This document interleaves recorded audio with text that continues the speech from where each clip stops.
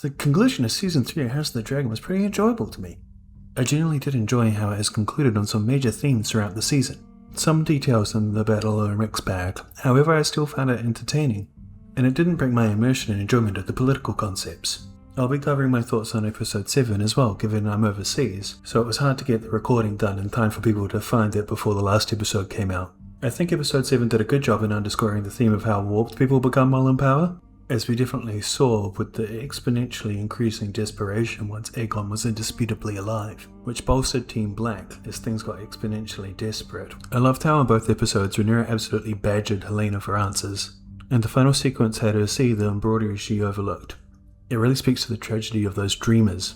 It's good there was some payoff for Halaena seeing the Gray Mare in the final episode. Yeah, I have a theory about what it meant beyond it being physically there, but I'll get into that later. In fact, you may even say that was no mere thing. Her suicide was spectacular because it works in tandem with this divine, mystical world, and also the mundane. Both women that Rhaenyra turned to for affirmation in episode 7 ended up no longer accessible by the finale, which points to the dire straits her emotional state is in. Because Aegon's return has shaken Rhaenyra, it was sad to see Mysaria cast down like an Icarus figure. While Sylvie was right to criticize her in episode 7, especially given the writing unfortunately was biased to having Mysaria almost be beyond reproach for a few episodes, she did, for better or worse, represent the hope of Rhaenyra not giving in to tyrannical measures, especially against the commoners. From episode 3, we experienced a first-hand ongoing panic attack of the burden of ruling from Rhaenyra's perspective. Thanks to that, it's even easier to sympathise with why she needed affirmation from Mysaria. But simultaneously, the last 2 episodes seemed to champion Helena's struggle, as she would not placate Rhaenyra in contrast to Mysaria's seducing Rhaenyra. Mysaria went from kissing Rhaenyra to making me reconsider that my lesbian porn subscription needn't be renewed if HBO is going to tease me like that.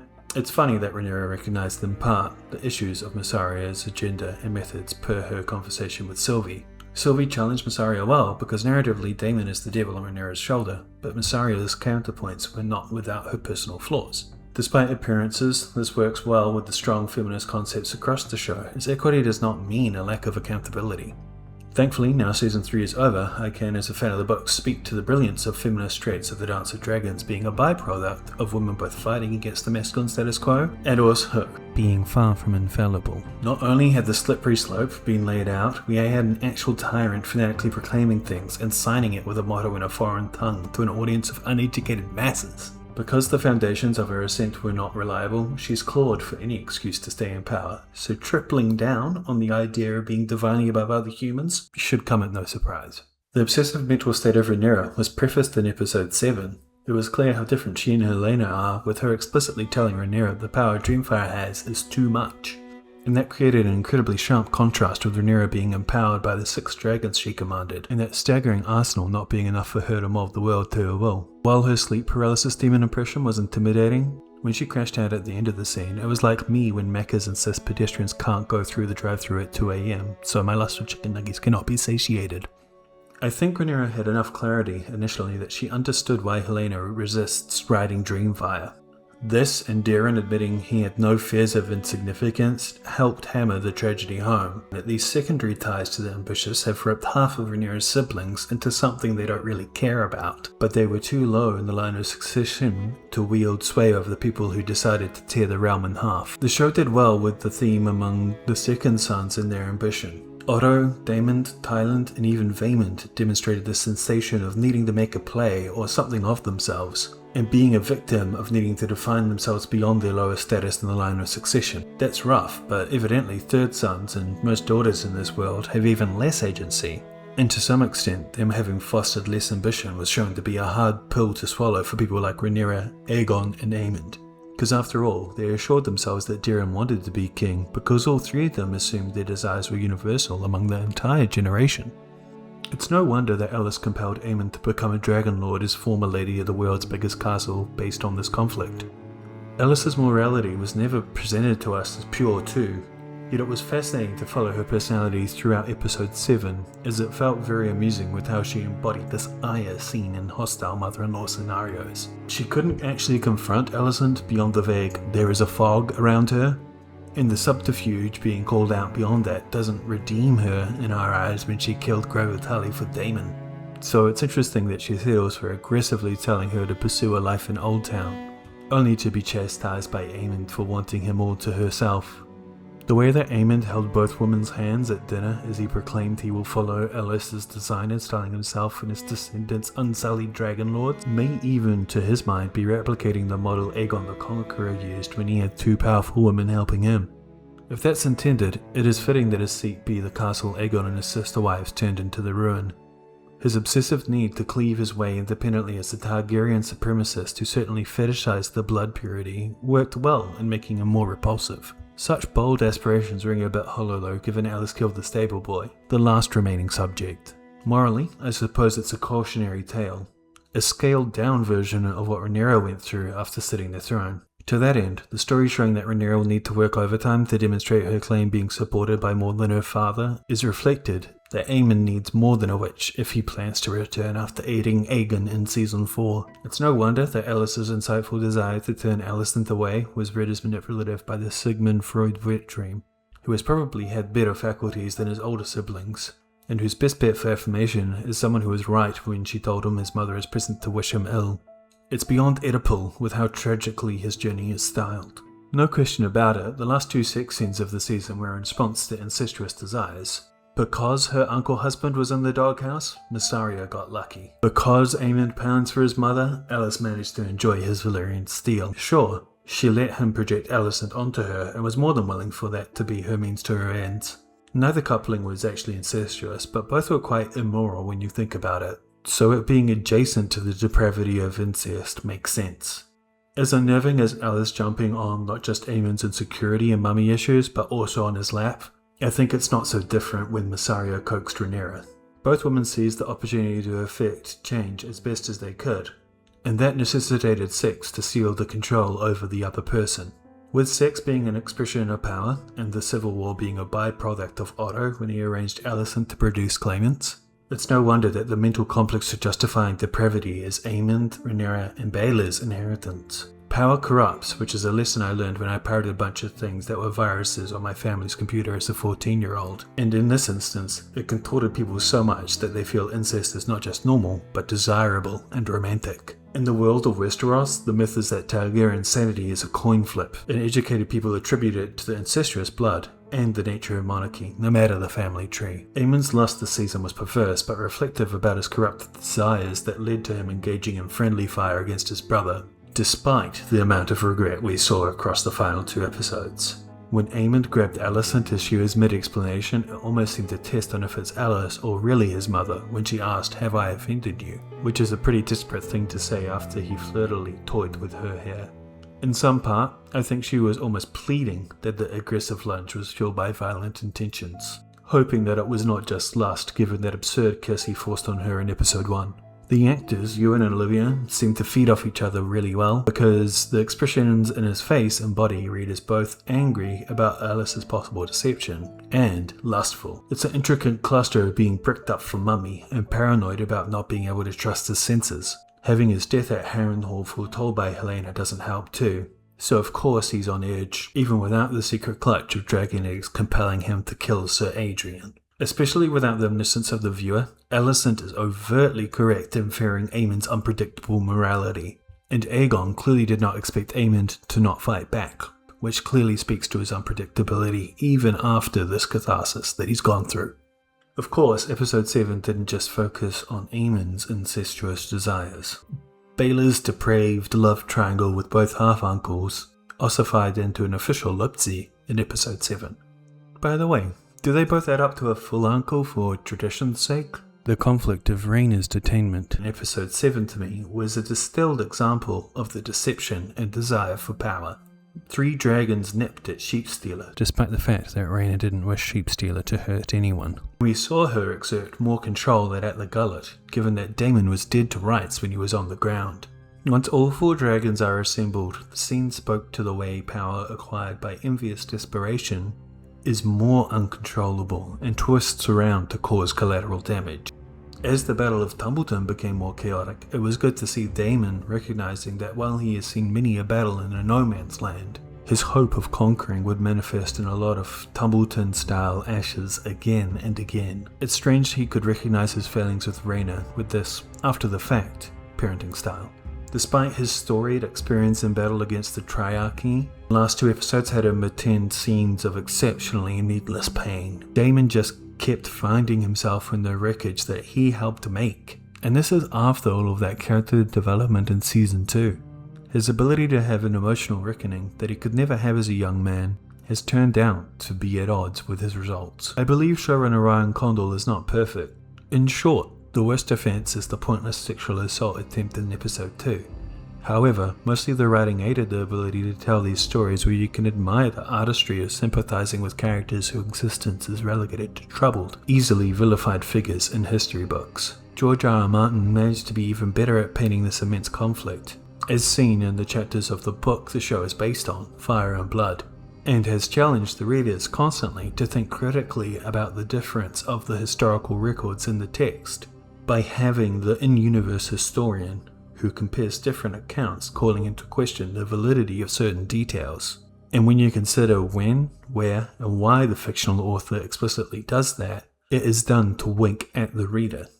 The creators of the show have hardly failed in adapting things in a manner where it makes sense for it to go down in history through biased lenses. Across Season 1, Corlys's arc fantastically kept returning to how history will not care about if Laenor is gay, that the arrangement for Rhaenyra's children who don't sit the throne to be considered Valyrian, and both of her eldest 2 boys being betrothed to his daughter's girls, would ensure blood, as well as name, would be passed down governorship of Driftmark. And I believe that deliberately echoes with George's intent. Alyn and Addam's conversation strikes me as something I didn't really notice was being nurtured this season until now, and that is that Alyn is a more distilled form of Corlys's sense of duty, and Addam his sense of passion. In examining his desires for them to be his legacy and successors, there's an emotional inheritance that has also been bestowed upon them both. Corlys is a great character in both the book and show, and I think his conflict between these parts to him is why he is good at what he does, as he is like someone who heard, "Inside of you there are 2 wolves," at the tender age of 14, and still thinks it's deep. But he actually manages to make something of that internal conflict, which is really interesting. You can see if he were to stomach his passion so that he could be more dutiful, he wouldn't have fled responsibility and let it up a hostage. However, his distaste for Rhaenyra at the time did require distance, and he was right to remove himself from that environment of court while licking his wounded pride. By the time he pitched conditions for Daemon's appointment as Warden of the South, Alyn had become the more militant and morally compromised reflection of his father. Both episodes showed an incompatibility of Tyrant Rhaenyra or Ormund with the level-headedness and composure of Corlys. This was shown well in the meal Ormund and Big C had. It was well written, and when Ormund spoke to Corlys in quite high esteem about how he is not a hostage being used to disarm Rhaenyra, it was astoundingly civil. Ormund was right to point out that Corlys is not a useful hostage against Rhaenyra. Baela and Addam recognizing they were tools in her eyes, and then Baela confronting her stepmother/cousin that she is far from bestowing the respect and trust that a monarch should have for their second-in-command, worked well.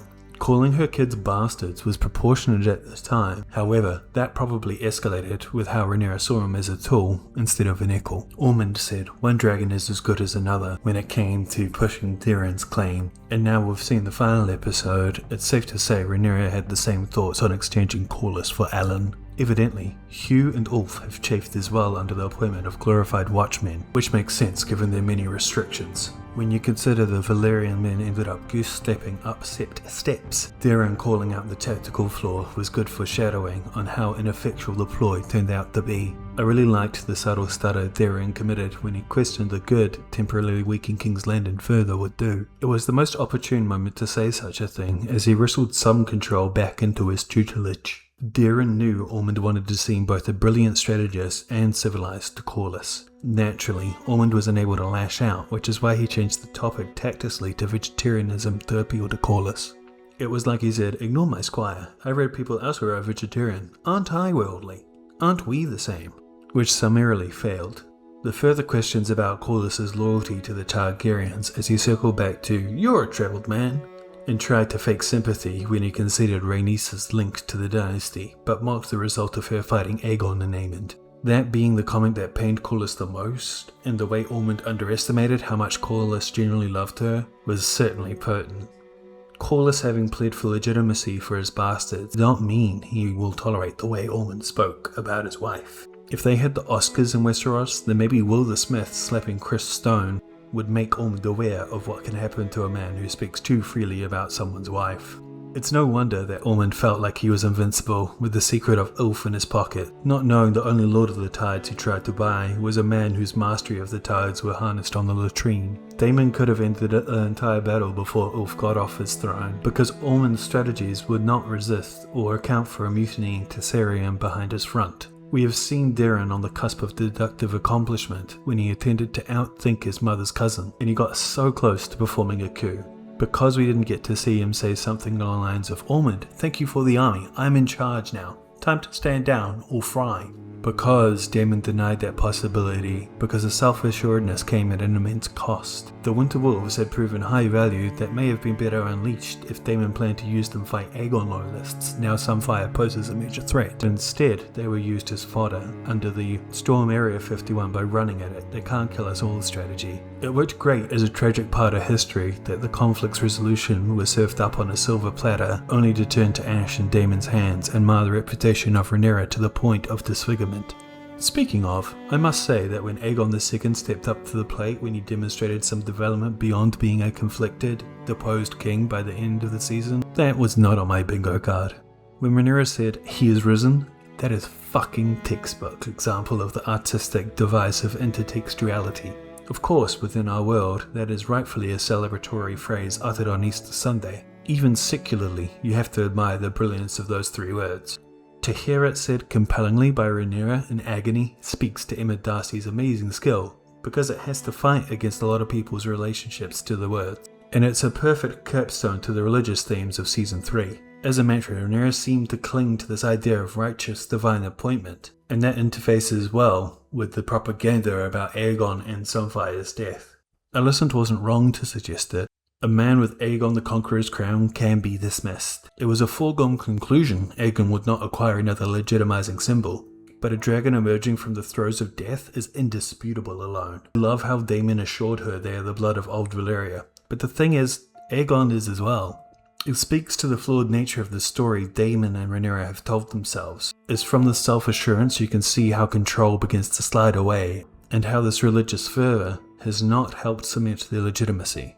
The season has done a good job of counterbalancing Rhaenyra's Valyrian supremacy and Ormund's faith of the Seven in some degree since episode 4, and I found it notable that the only instance seemed to be in the consecrated knighthood of Daemon in episode 8. While it aligned with the significance of idolatrous thought, I feel we could have been given more instead of an extra minute of the hunt for Ulf, or an extra minute of Roderick trying to chase down Ormund.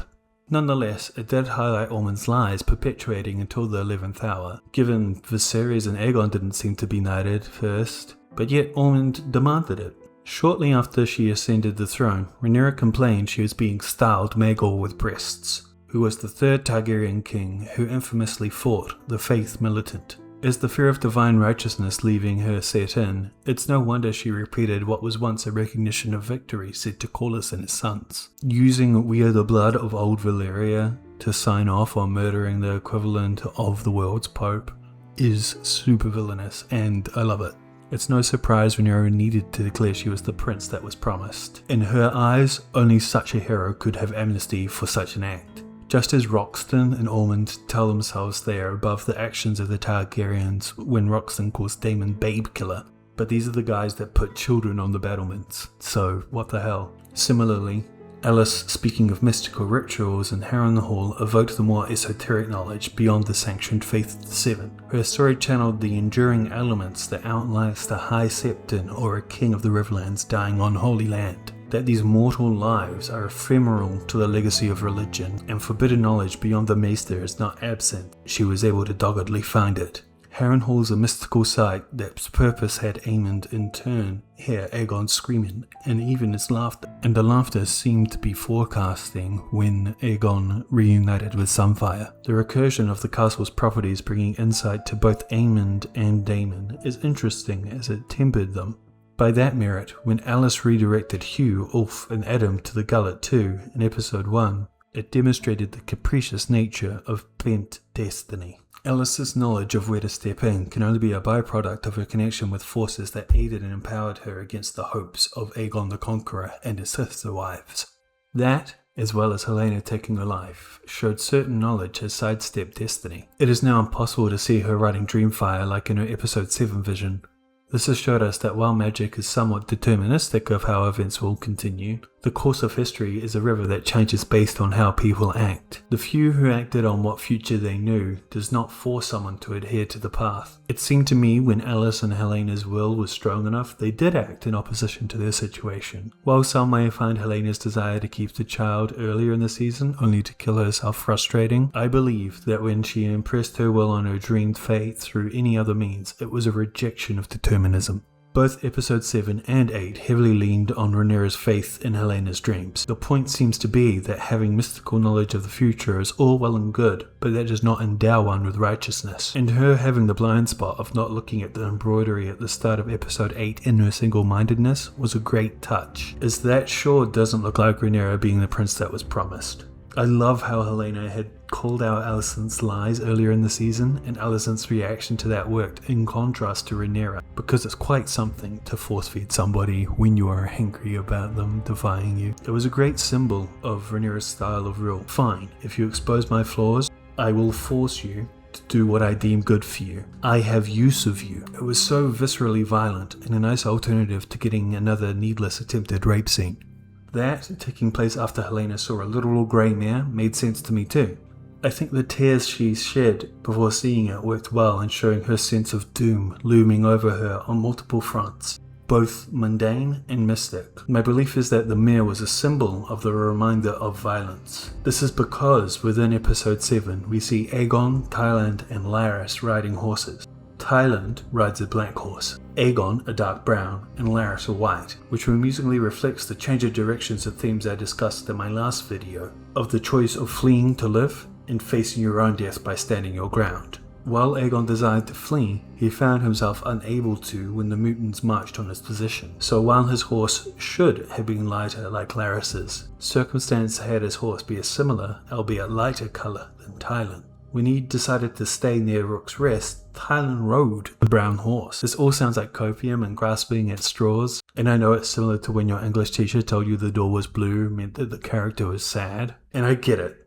Some people rolled their eyes because Occam's razor says that's just the colour of paint. But I would gladly rant in defense of my wild theory on a witness stand in a court of law, because you don't have magic visions of horses be brought up multiple times and not have horses mean nothing elsewhere. The thing that solidified my insane ramblings is that Aegon's resolve roused the presumed dead Sunfire. Both man and dragon, thought dead or ineffectual, proved they are alive. The hope of leaving but deciding to stay as he declared who he was, and because he was willing to die in defiance, is a mix of Tyland and Larys's paths. We saw how such a return reverberates across the entire conflict, and how it accelerated Rhaenyra's violent tendencies. The intermingling of life and death, sadly, was the only path to Helena's freedom, and it has been fraught with as such already, given her son's assassin, and given the visions we see from her later. Preceded the second glimpse of the Grey Horse, her delivery of her next child would have been horrifically violent, in new life being introduced to the world not into loving hands, but into a gauntlet. Clearly, she feared using Dreamfire and slaughtering masses of people. The harnessing of power Rhaenyra would rather let catastrophically loose as seen in Tumbleton. But the end result of such strife may have been the best hope for freedom, although it would be ineffectual in preventing the apocalyptic winter that looms over the world.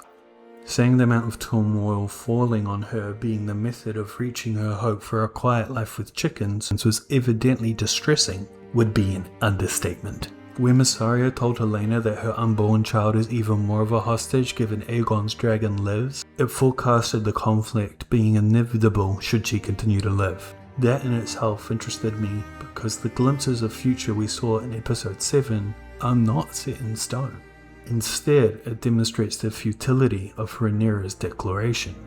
I get how it can be annoying in terms of how it minimizes the significance of someone with dragon dreams, but it is copacetic with the complexity of prophecy in this world. This dynasty is plagued by divine duty fueled by dreams prior to the events of the show, and is proof visions are important. But it is not a contradiction that Helena's death was, in turn, addressing one of the enduring elements speculated about this family on how much agency somebody who dreams of the future has.